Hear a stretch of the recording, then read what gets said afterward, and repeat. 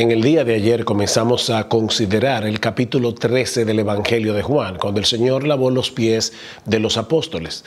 Pero antes de describir esta sorprendente escena, Juan quiere ponernos las cosas en contexto. En los versículos 2 y 3 del capítulo 13, dice que cuando cenaban, como el diablo ya había puesto en el corazón de Judas Iscariote, hijo de Simón, que le entregase, sabiendo Jesús que el Padre le había dado todas las cosas en las manos y que había salido de Dios y a Dios iba, se levantó de la cena y se quitó su manto y tomando una toalla se la ciñó.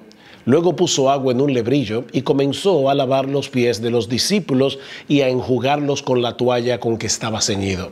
El Señor no tuvo en ese momento una crisis de identidad. Él estaba plenamente consciente de su grandeza cuando decidió lavar los pies de sus discípulos, incluyendo los pies del traidor. En ese tiempo los caminos no eran asfaltados como ahora y los hombres usaban unas sandalias que no los protegían completamente del polvo y de la arena del camino. De manera que sentarse a comer sin lavarse los pies podía resultar bastante incómodo.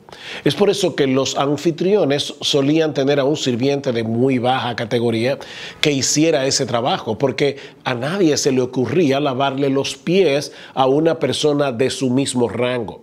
El problema es que en el aposento alto no había ningún sirviente. Así que los discípulos comenzaron a llegar y a colocarse en turno en la mesa, teniendo a plena vista la jarra y la toalla. Pero nadie hizo el menor intento de usarla, hasta que ocurre lo inesperado.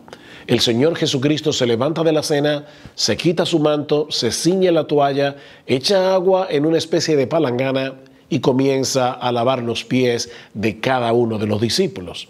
Es imposible saber lo que estaba pasando por la mente de los apóstoles viendo al Señor en una posición tan humillante. Muy probablemente estaban llenos de vergüenza. Sin embargo, ninguno tomó la decisión de ocupar su lugar. Podemos suponer que algunos estuvieran dispuestos a lavar los pies de Jesús, pero lavarse los pies entre ellos, eso era demasiado humillante. Estos hombres tenían el corazón lleno de orgullo y Cristo lo sabía, pero aún así continuó lavándole los pies uno a uno.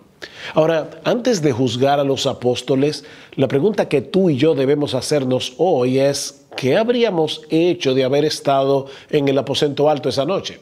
Y no pienso que tengamos que ponernos a especular para responder esa pregunta.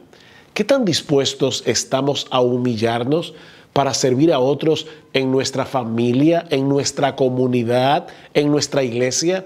Sobre todo cuando el servicio que hacemos no es el que las personas suelen admirar o cuando sabes que es probable que ni siquiera te lo agradezcan.